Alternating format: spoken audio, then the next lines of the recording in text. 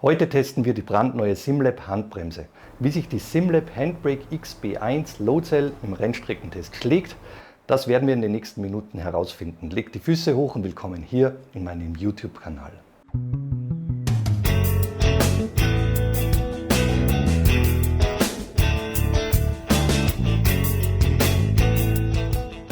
Zu Beginn wie gewohnt der Disclaimer. Bei diesem Produkt handelt es sich um ein Testmuster, welches für dieses Review und den Betrieb in meinem Testcenter vorgesehen sind.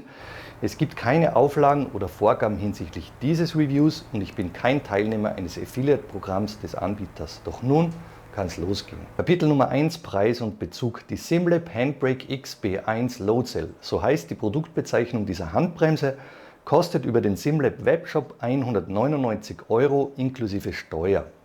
Bei Interesse könnt ihr Termine in meinem Testcenter in Anspruch nehmen, um die SimLab Peripherie und vieles mehr selbst zu testen. Buchen und besuchen heißt die Devise. Alles dazu findet ihr unter diesem Video über den Link zu meiner Homepage. Machen wir weiter mit Kapitel Nummer 2, der Lieferumfang. Die Handbremse wird in einer Retail-Verpackung mit Überkarton zu euch geliefert. Im Lieferumfang mit bei ist die Handbremse, 3 Austauschelastomere, Montagematerial und ein USB-Kabel.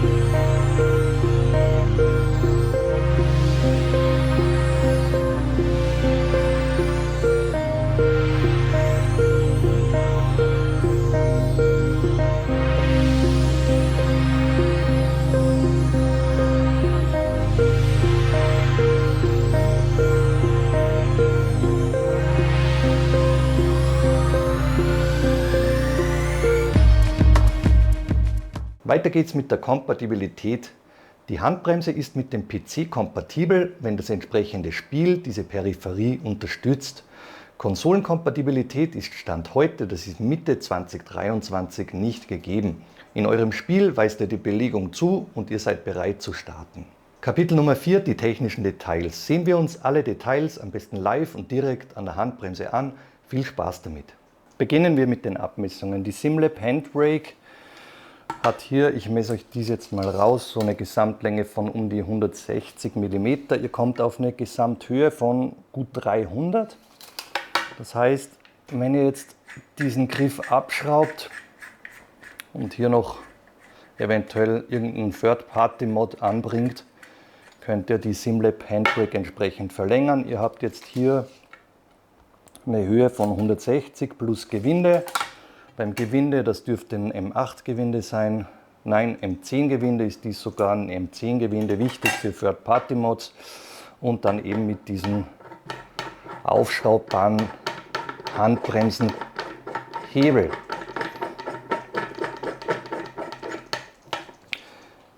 Wichtig für euch die Montagemöglichkeiten. Ihr habt von SimLab mit bei entsprechend 2 Nutensteine und M6 Schrauben, soweit ich dies weiß. M6 Schrauben mit Beilagscheiben und könnt dann über die Aluprofile über dieses Lochbild einmal hier und hier an euer Rig gehen. Solltet ihr kein Aluprofil am Start haben, sondern hier Löcher verbohren müssen, wenn ihr jetzt auf anderen Rig-Halteplatten für Shifter oder Handbrakes unterwegs seid, dann habt ihr einen Abstand mit der Mitte, wenn ich hier 10, 150, 151, 152 mm ungefähr gemessen der Lochabstand, den ihr dann verbohren müsst. Ihr habt die Möglichkeit bei der Montage hier frontseitig habt ihr so ein Langloch, das heißt, ihr könnt entsprechend im Winkel hier 6 Grad, glaube ich, nach links, 6 Grad nach rechts über dieses Langloch gehen und entsprechend etwas ergonomischer unterwegs sein. Das zu den Abmessungen, der Vollständigkeit halber. Ihr habt einen Durchmesser vom Hebel von 32 mm, alles sehr massiv, Vollmetallbauweise. Ja, eine Breite, die bin ich euch noch schuldig. Da sind wir bei 48 mm unterwegs. So ein U-Profil-Design, das könnt ihr hier gut erkennen. Seitlich der Schriftzug aufgebracht und hier entsprechend diese Konstruktion gelagert. Alles Vollmetall. Ihr habt hier so Lagerungsbuchsen, die hier verschraubt sind mit Inbusschrauben. Und hier die komplette Aufnahme, die gucken wir uns dann an. Aber lasst uns zuerst nochmal das Gewicht schnell durchgehen. Waage eingeschalten. Und da sind wir jetzt bei einem Gewicht des Simlab Handbrake von um die 800 Gramm. Gehen wir jetzt zu dieser ganzen Mechanik, zu dem Aufbau, wie dieser aussieht. Da habt ihr diese genormte Halteverbindung bzw. diesen Bolzen mit diesem Hebel- und Federmechanismus. Das kennen wir auch von den EasyTech-Pedalen Invicta und Forte, die haben das auch so gelöst.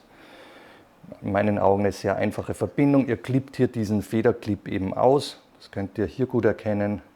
Dann klappt ihr diesen hoch und dieser Federclip ist hier so mit einem Bolzen verbunden. Der Bolzen, der hier durch diese Konstruktion durchgeht und den könnt ihr dann hier mit etwas Bewegung auswählen. Und jetzt kommt der erste Tipp, damit ihr dies alles leicht auseinanderbauen könnt, empfehle ich immer, hier diese Kontermutter zu lösen.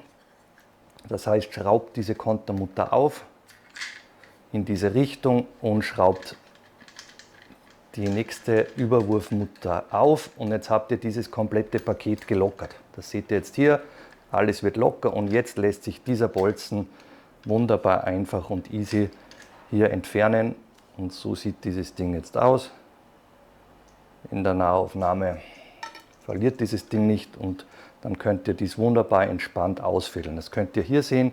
Ihr habt eine Messingbuchse, eine eingepresste Messingbuchse. Warum wird dies so gemacht? Um hier die Lagerung, die Gleitfähigkeiten zu verbessern und hier eine Abnutzung dieser Aluminium-auf-Aluminium-Konstruktion zu verhindern. Das heißt, die eingepresste Messingbuchse ist für die Langlebigkeit und Spielfreiheit verantwortlich. Jetzt habt ihr dieses komplette Federpaket und jetzt komme ich zu dem nächsten Tipp für euch, ganz wichtig. Wenn ihr jetzt dieses Federpaket bzw. die komplette Aufnahme ausfädeln wollt, das seht ihr hier, die ist hier rückseitig eingelagert, dann nehmt ihr dieses komplette Paket so in die Hand, fädelt dies aus und jetzt legt vorsichtig hier diesen Hebel zurück.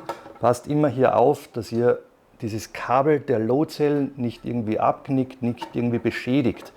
Das heißt, hier ist die Load-Cell fix mit dieser Elektronik hier innenseitig verbunden und achtet bitte, dass ihr dieses Kabel hier nicht hier verklemmt, wo mein Finger jetzt hier ist, sondern immer schön freiliegend hier in den U-Profilen dazwischen liegen habt. So, jetzt habt ihr dieses Komplettpaket in der Hand. Ich lege das mal jetzt hier seitlich. Und das ist folgendermaßen zusammengebaut. Ihr seht, beginnen wir von oben nach unten. Ihr seht diesen Bolzen, der hier komplett durch diese Einheit durchführt. Den könnt ihr hier ausfädeln. Mit diesen beiden Muttern, Überwurfmutter und entsprechende Kontermutter. So ein Aluminiumbolzen und hier die Vollmetall schwarz eloxierte Aufnahme. Das ist Bauteil Nummer 1. Dann habt ihr ein entsprechendes Elastomer, das könnt ihr hier erkennen. Ich habe jetzt für den Rennstreckentest unterschiedliche für euch im Einsatz gehabt. Über das sprechen wir etwas später. Das ist das 40er, das weichste Elastomer. Und hier die anderen 3 zusätzlichen, ein 50er, ein 60er und ein 70er. 70 die Zahlen, das ist die Shore-Härte. Im Auslieferungszustand habt ihr das 60er Shore-Elastomer, dieses hier verbaut.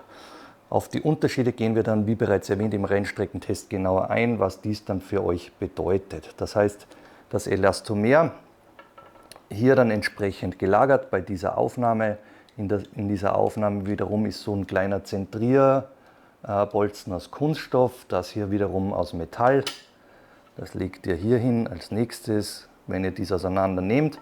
Dann habt ihr noch eine Feder eingebracht für das Dual Stage Design. Ihr habt ein Design, das eben entsprechend über die Komprimierung der Feder und des Elastomers geht. Auch darüber sprechen wir dann genau im Rennstreckentest. Und dann habt ihr die Möglichkeit, Wenn ihr dieses Dual-Stage-Design ausschalten wollt und direkt ans Elastomer gehen möchtet, dann könnt ihr in der Feder eingebracht so eine harte Kunststoffhülse verbauen und dann habt ihr dieses Federpaket sozusagen eliminiert und geht gleich ans Elastomer. Auch diese Möglichkeit gibt es. Dann halt eben nicht mehr Dual-Stage-Design. Das heißt, entsprechend die Feder als nächstes. Dann als nächstes habt ihr hier diese Aufnahme mit so einer Kunststoffplatte zur Aufnahme der Feder. Und dann geht es hier an diese Komplettkonstruktion. Da könnt ihr so einen Bolzen noch hier entnehmen. Das ist dieses Ding hier. Einmal hier den Bolzen entnehmen und dann fällt euch dieses Ding auseinander. Ihr habt hier in der Endlage diese Aufnahme, die dann entsprechend hier gegengelagert ist. Das ist hier zu sehen. Ihr habt noch so eine Aufnahmeplatte, ebenso auch aus Metall. Das ist hier am Start. Und jetzt geht es weiter zum ganzen Innenleben. So eine Überwurfhülse, hier ebenso aus Metall und ebenso eloxiert.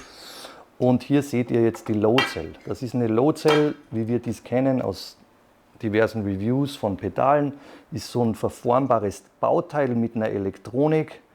Ihr seht hier die entsprechende Verkabelung und dieses verformbare Bauteil.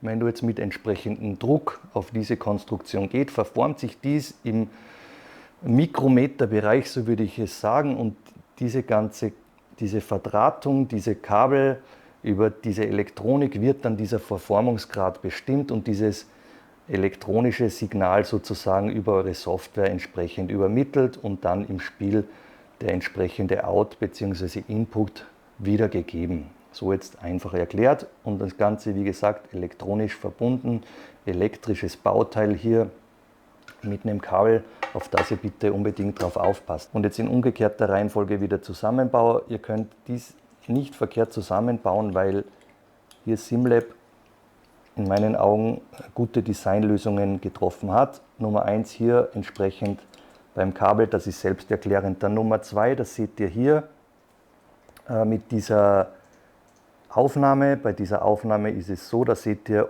unterseitig diese Freistellung. Ich hoffe, ich bekomme das gut in die Cam, hier unterseitig.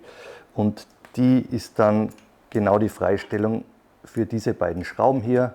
Das heißt, die Schrauben, die rasten hier entsprechend so ein. Jetzt habt ihr diese mal so zusammengebaut.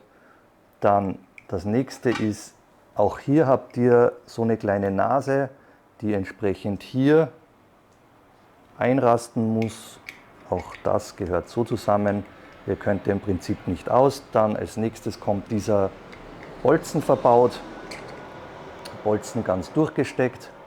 So, dann kommt die Aufnahme für die entsprechende Feder. Dann eure Feder. Jetzt kommt die Feder hier in dieses Paket. Das ist die Aufnahme für eure Elastomere. Nehmen wir jetzt mal so ein mittleres Elastomer, ein Default-Elastomer, das 60er, das ursprünglich verbaut war, hier drauf und dann entsprechend zusammengesteckt und das Paket ist wiederum fertig. Jetzt, wie gesagt, vorsichtig auf euer Kabel und beim Zusammenbau hält dies so in Position, den Hebel nach oben, Kabel unten vorsichtig nicht einklemmen, eingefädelt, hier vor der Kamera immer etwas spannend, eingefädelt, eingeklickt, Kabel, das könnt ihr hier innenseitig sehen, ist alles schön frei, hier ist nichts verbogen, bringt die sauber in Position und dann wiederum hier über die Messingbuchse zentriert, den Bolzen eingebracht, hier schön eingefädelt, durchgesteckt und hier zugeklippt und die Sache ist erledigt, fast erledigt. Ihr seht, jetzt ist hier alles noch locker. Unbedingt eine Vorspannung drauf geben, mit dieser Überwurfmutter in diese Richtung drehen, bis dieses Paket für euch entsprechend Vorspannung bietet, nichts mehr rumeiert. Und wenn für euch okay, dann die Kontermutter drehen und jetzt ist dieses Paket wieder fix fertig und ready to go. Zu den Kräften, die ihr hier aufwenden könnt, das könnt ihr hier gut sehen, das schaffe ich jetzt so mit der freien Hand kaum mehr, diese 150 Kilogramm Load Cell hier voll auszureizen. Ihr habt hier mehrere Kilogramm am Start, mit denen ihr gegen Endlage ziehen könnt, um dieses Elastomer dann zu komprimieren. Die Dual Stage Bauweise noch mal kurz erklärt. Der erste Weg, den du machst, ist hier, geht über die Feder. Das ist so ein leichterer Widerstand und wenn du dann die Feder komprimiert hast, dann geht es hier entsprechend über das Elastomer, das dann komprimiert wird. Dual Stage Design eben. Was ist für euch noch wichtig von den Anschlüssen? Ein Punkt, ihr habt hier den USB-Anschluss, das ist so ein USB-Mini-Anschluss, ich glaube USB-Mini-Anschluss heißt der, den ihr dann seitenrichtig anstecken müsst. Das ist dann immer so eine Fummelei. Beigelegt habt ihr so ein handelsübliches USB-Kabel. Das seht ihr hier, das ist dieser, ich hoffe, ich bekomme das hier fokussiert, dieser USB-Anschluss, der nicht symmetrisch ist und dann habt ihr immer die Fummelei, ob ihr den so oder so anstecken müsst. Hier würde ich mich freuen, wenn endlich USB-C Standard werden würde. SimLab legt ein schönes langes USB-Kabel bei. Ich messe euch das hier raus, das ist 1 Meter. Hier und dann kommt hier auf jeden Fall nochmal 1 Meter dazu, nochmal 1 Meter und dann kommt hier, ich glaube, nochmal 1 Meter dazu. Ja, ein 3 Meter langes USB-Kabel, mit dem ihr dann mit einem handelsüblichen USB-Anschluss an euren PC geht. 3 Meter lang, das reicht für jedes Rig, egal wo dies im Raum steht, das sollte in Ordnung gehen. So viel jetzt zur kompletten Ausstattung. Ich hoffe, ich habe nichts vergessen. Hier, und dazu kommen wir dann in den nächsten Kapiteln, eine saubere, eine sehr gute Lagerung. Die seitliche Lagerung, das könnt ihr hier gut erkennen, die ist mittelmäßig. Da habt ihr ein leichtes Spiel, wenn ihr dies etwas seitlich bewegt. Aber das werdet ihr im Rennstreckentest nicht wahrnehmen. Und jetzt würde ich sagen, setzen wir fort mit unserem nächsten Kapitel. Weiter geht's mit Kapitel Nummer 5, die Montage. Über die beigelegten Nuttensteine wird die Handbremse mit einem Aluminiumprofil verbunden. Alternativ müsst ihr bei euren Shifter bzw. Handbrake-Aufnahmen die Lochabstände beachten bzw. nachträglich Löcher bohren. Den Lochabstand habe ich euch im vorangegangenen Kapitel durchgegeben. Kapitel Nummer 6, Materialqualität und die Verarbeitung. In diesem Kapitel gibt es nicht viel zu erwähnen. SimLab bringt eine Vollmetallbauweise an den Start und die Verarbeitung dabei ist absolut vorbildlich. Alles läuft spielfrei zusammen, im Rennbetrieb knarzt nichts und die Lagerung ist sehr solide. Kapitel Nummer 7, die Haptik. Der Handbremshebel wirkt durch die Metallbauweise edel und fühlt sich kühl an. Gleiches gilt für die komplette Konstruktion. Bei der Betätigung ist das Dual Stage Design deutlich vernehmbar. Ebenso fühlen sich die unterschiedlichen Elastomere im Rennbetrieb sehr differenziert an. Weiter geht's mit einem subjektiven Punkt, die Optik. SimLab bringt ein edles Design an den Start, welches durch eluxierte Bauteile Akzente setzt. Die Farbgebung ist passend und nicht aufdringlich gewählt, so zumindest meine subjektive Empfindung. Gleiches gilt für den seitlich aufgedruckten SimLab-Schriftzug. Die Handbremse macht einen wuchtigen Eindruck, wenn man die Aufnahme betrachtet. Kapitel Nummer 9, die Akustik. Im Einsatz ist die Handbremse kaum hörbar. Es ist kein Klackern und kein Knarzen vernehmbar. Alles gleitet ruhig und dahingehend gibt es nichts zu kritisieren. Und so machen wir weiter mit unserem Hauptkapitel, Kapitel Nummer 10, die Rennstreckentests. Dies machen wir wieder wie gewohnt live am Rig. Viel Spaß damit. Im heutigen Rennstreckentest sind wir unterwegs auf einem ProSim Rig PSR1. Wir haben eine Thrustmaster T818 Wheelbase mit einem Sparco Thrustmaster Lenkrad montiert. Thrustmaster TSS, Shifter sequenziell. Klarerweise hier jetzt heute unsere SimLab Handbrake. Was gibt es noch zu sagen? Triple Monisetup, AOC Monitore 32 Zoll, 240 Hertz. Und der Vollständigkeit halber Ace-Attack Forte Pedals am Start. Lasst uns beginnen auf so einer Etappe Dirt Rally 2.0. Und ich berichte euch jetzt über meine Erfahrungen. Jetzt zum Setup der Handbremse. Entschuldigt wieder mal meine Multitasking-Fähigkeiten, Rallye und mit euch zu sprechen. Das ist eine für mich sehr schwierige Disziplin. Aber Zurück zum Thema. Ich habe jetzt die Handbremse so eingestellt, dass ich mal mit dem weichsten Elastomer unterwegs bin, eine relativ geringe Vorspannung hier drauf gelegt habe und einen linearen Verlauf in der Software eingestellt habe. Das ist so das Setting, mit dem ich jetzt in diesem Moment unterwegs bin, und gebe euch jetzt meine Erfahrungen durch. Ihr seht, ihr habt einen eher geringen Weg jetzt eingestellt, beziehungsweise habe ich dies so kalibriert mit einer eher geringen Kraft, um hier relativ schnell zum Vollanschlag zu kommen.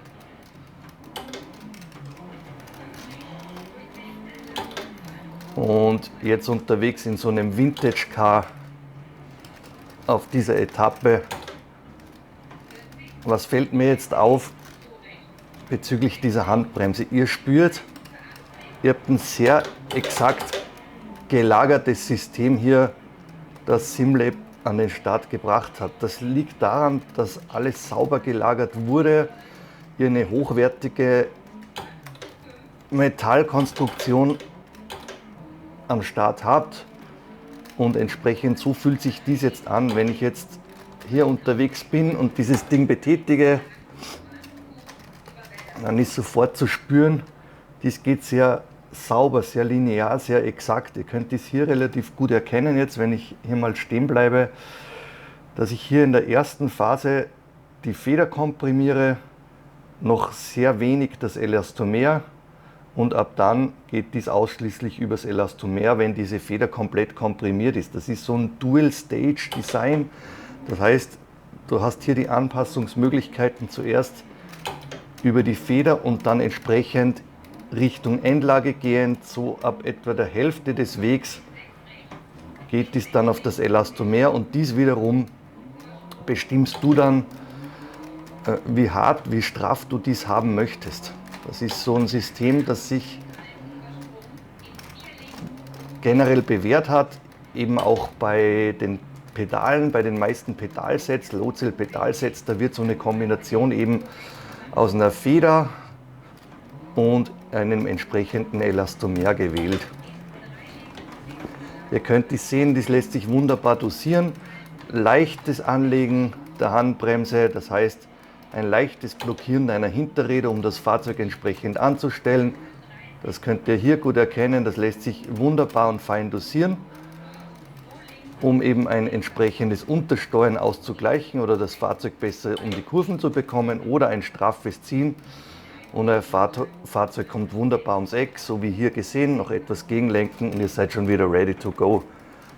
Das gelingt super sekundenschnell und ist klarerweise über eine analoge Achse hier im Rallye-Sport oder beim Driften erforderlich. Man könnte dies rein theoretisch eine Handbremse auch auf einen Button belegen, nur dann hast du immer ein On-Off, 0 oder 100%, und so lässt sich absolut nicht fein dosiert eine Handbremse einsetzen. Das muss ich bewusst sein. Das heißt, wollt ihr Rallye oder Drift ernsthaft angehen, dann werdet ihr um so eine Lösung, um eine analoge Handbremse nicht rumkommen. Das gilt es festzuhalten. Bleiben wir jetzt an dieser Stelle kurz mal stehen. Ich zeige euch dies jetzt on the fly. Wie es aussieht jetzt mit dem Wechsel, machen wir hier jetzt kurz mal Pause und geben wir hier jetzt mal das härteste Elastomer rein. Funktioniert wunderbar schnell, in ein paar Sekunden. Ihr lockert hier diese Kontomutter, dann die entsprechende Überwurfmutter, und jetzt seht ihr, jetzt wird dieses ganze System hier locker, und dann löst ihr jetzt diesen Klemmbolzen, den könnt ihr hier wunderbar ausfädeln, und jetzt könnt ihr dieses System entnehmen. Achtet bitte darauf, die Verkabelung von der Low-Cell, die bleibt, reißt dieses Ding nicht einfach runter, behaltet dieses komplette Paket beisammen, legt den Hebel hier vorsichtig nach unten und dann fädelt ihr dies entsprechend aus, soweit ihr wollt. Ihr könnt jetzt hier dieses System entnehmen, entsprechend ein Elastomer, das könnt ihr hier gut sehen. Ihr habt 40 Shore-Härte, das ist ein weiches Elastomer. Dann habt ihr 50, Shore 50, etwas fester. Dann habt ihr 60 Shore, das ist im Auslieferungszustand verbaut, und ihr habt ein 70er Shore Elastomer. Das ist hier. Das bringt ihr hier ein. Der Vollständigkeit halber, SimLab gibt euch noch so ein nicht komprimierbares Distanzhülsenpaket mit. Das könnt ihr, wenn ihr generell ohne Vorspannung, Federvorspannung unterwegs seid, hier innerhalb dieser Feder einbringen, über die Schrauben die entsprechende Vorspannung so weit einstellen, dass dieses von Beginn an anliegt hier, und dann habt ihr keine Vorspannung über die Feder mehr gegeben und regelt alles übers Elastomer. Wir wollen beim Dual Stage Design bleiben, jetzt mit dem härtesten Elastomer. Shore 70 nochmal der Vollständigkeit halber hier eingebracht, Bolzen durchgesteckt. Ihr seht, das geht wunderbar on the fly. Achtung, wie gesagt, nochmal auf das Kabel hier.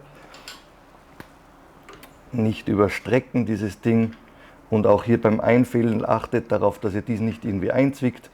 Setzt dieses Ding ein, hier in Position gebracht, schnappt euch diesen Bolzen, fädelt diesen Bolzen ein, hier seitlich etwas reingucken, um die Hülse zu erwischen, gelingt wunderbar, eingeklipst, fertig. Und jetzt wiederum achten darauf, dass ihr aus der Ausgangslage etwas Vorspannung drauf bringt, dass dieses System hier nicht locker ist in der Ausgangslage. Das heißt, hier mit der Überwurfmutter in diese Richtung drehen. Und jetzt seht ihr, sind wir in der Ausgangslage ziemlich spielfrei. Ich gebe etwas an Vorspannung drauf, drehe jetzt hier zu, und jetzt habe ich das härteste Elastomer am Start. Vielleicht noch etwas mehr Vorspannung drauf. Das ist Geschmackssache, wie viel Kraft ihr in der Ausgangslage aufwenden wollt, damit ihr dann entsprechend einen Weg zurücklegt. Jetzt Kontermutter drauf, und dann empfehle ich immer, wenn ihr jetzt dieses System umgebaut habt, über die Software die entsprechende Kalibrierung durchzuführen. Du drückst auf Start Calibration, ziehst jetzt deine Handbremse so stark an, wie du dies maximal in Endlage eben haben möchtest. So beispielsweise Stop Calibration, und dann werden euch diese Werte entsprechend übernommen. Und dann habt ihr entsprechend einen höheren Widerstand übers Elastomer. Und das empfiehlt sich klarerweise dann, wenn du jetzt sagst, du möchtest ein knackigeres, ein härteres Feedback hier jetzt auf deiner Handbremse haben. Das ist auf jeden Fall von Vorteil, du schnappst dir auch ein entsprechend härteres Elastomer, das du dann entsprechend verbaust, und bist auf jeden Fall hier auf der sichereren Seite, als wenn du jetzt sagst, du hast ein sehr weiches Elastomer, das du immer hin zum Vollanschlag quetscht. Das macht so keinen Sinn, sprich, du möchtest härtere Kräfte jetzt an der Handbremse haben, dann verbaue auch entsprechend ein passendes Elastomer. Die sind in meinen Augen gut abgestimmt von der Intensität. Und kannst hier mit einem kürzeren Weg klarerweise dann mehr Input erzielen und entsprechend mehr Power hier an deine Load Cell bzw. an dein Load Cell System bringen. Ich persönlich bevorzuge eher eine weichere Kombination zwischen Feder und Elastomer. Ich mag es, wenn ich hier mehr Range, das heißt mehr Weg jetzt hier an der Handbremse am Start habe, ohne gleich in Richtung Vollanschlag zu gehen. Das ist so ein System, das ich mir bevorzuge, und entsprechend schnell habt ihr dies wiederum eingestellt. Und so werden wir diese Etappe jetzt zu Ende bringen. Ich glaube, ich habe euch jetzt die wichtigsten Möglichkeiten gezeigt. Für mich jetzt, wie bereits erwähnt, so ein komfortableres Setup, ein etwas weicheres Elastomer zu verbauen. Dann habt ihr die Handbremse nicht so aggressiv am Start, so würde ich dies jetzt nennen. Für mich lässt sich dies etwas einfacher dosieren. Wenn es für dich wichtig ist, in Kürze ganz schnell mit einem hohen Krafteinsatz und wenig Weg Richtung Endlage zu gelangen, dann kann es auf jeden Fall von Vorteil sein, wenn du dich mit etwas härteren Elastomeren auseinandersetzt. Für mich, das seht ihr, ich bin wesentlich sicherer, wesentlich besser dosierter unterwegs. wenn ich jetzt auf so eine weichere Elastomer-Lösung setze. Ich drehe jetzt für euch diese Etappe noch fertig, dann fassen wir alles nochmal in Ruhe zusammen und ich melde mich wieder in Kürze bei euch. Zurück vom Rig kommen wir auf die Zielgerade, negative, neutrale, positive Aspekte sowie das Fazit und die Kaufempfehlung. Kapitel Nummer 11, negative Aspekte. Der nach vorne ausgerichtete USB-Anschluss ist optisch gesehen nicht gut positioniert, um 180 Grad gedreht und somit in die Richtung aller Anschlüsse, Monitor, Wheelbase und so weiter, würde mir persönlich besser gefallen. In Sachen USB-Anschluss hätte ich mir den mittlerweile gängigen USB-C-Standard gewünscht. Mit dem in die Jahre gekommenen USB-Mini-Anschluss oder wie dieses Ding heißt, muss man immer auf seitenrichtiges Anstecken achten und die Fummelei ist dabei unvorteilhaft. Die vorderseitige Montageposition für die Schraube wäre durch eine 1 cm längere Lasche besser zugänglich, ohne von der Mechanik halb verdeckt zu werden. Kapitel Nummer 12, die neutralen Aspekte. Den Preis beurteile ich als fair und somit neutral angesetzt. SimLab bringt zum Preis von 199 € ein hohes Maß an Qualität an den Start, das die Preisgestaltung in meinen Augen rechtfertigt, wenngleich kein Schleuderpreis ist. Zweiter neutraler Aspekt ist ein leichtes seitliches Spiel, welches aber im Rennbetrieb nicht störend ist. Machen wir weiter mit Kapitel Nummer 13, positive Aspekte. Die Verstellmöglichkeiten sind vielfältig und im Rennbetrieb deutlich voneinander zu unterscheiden. Das Dual-Stage-Design macht einen wirklich guten Job. Gleiches gilt für die gut abgestimmten Elastomere. In Sachen Haptik glänzt die Handbremse durch ein hochwertiges Gefühl, welches sich durch eine perfekte Lagerung bestätigt. Die Länge des Handbremsenhebels ist gut gewählt, um eine entsprechende Höhe am Rig zu erzielen. Dies hilft bei der ergonomischen Anbringung am Rig, ohne großartig Umbauten vornehmen zu müssen und dieses Ding irgendwie künstlich hochzulagern. Die Software ist einfach und durchdacht aufbereitet, bietet die nötigen Anpassungen von Kurven und die Abspeicherung von eigenen Profilen und ist somit ebenso den positiven Aspekten zuzuordnen. Kapitel Nummer 14, das Fazit und die Kaufempfehlung. SimLab setzt den Weg hinsichtlich Erweiterung der Simracing-Peripherie abseits von den gewöhnten Rigs erfolgreich fort. Nach dem gelungenen Auftritt mit dem Push-Pull-Shifter vor ein paar Wochen in meinem Kanal liefert auch die Handbrake wie erwartet ab. Der Preis von knapp 200 € orientiert sich eher an anspruchsvolle Anwender, die im Gegenzug aber das geboten bekommen, was man in dieser Preislage auch erwarten kann. Im Rennstreckeneinsatz fällt die gute Lagerung und der reibungslose sowie geräuschfreie Betrieb auf. Die Umbauarbeit geht einfach von der Hand und die unterschiedlichen Elastomere bringen eine differenzierte Charakteristik an die Handbremse, die jedem gefallen wird.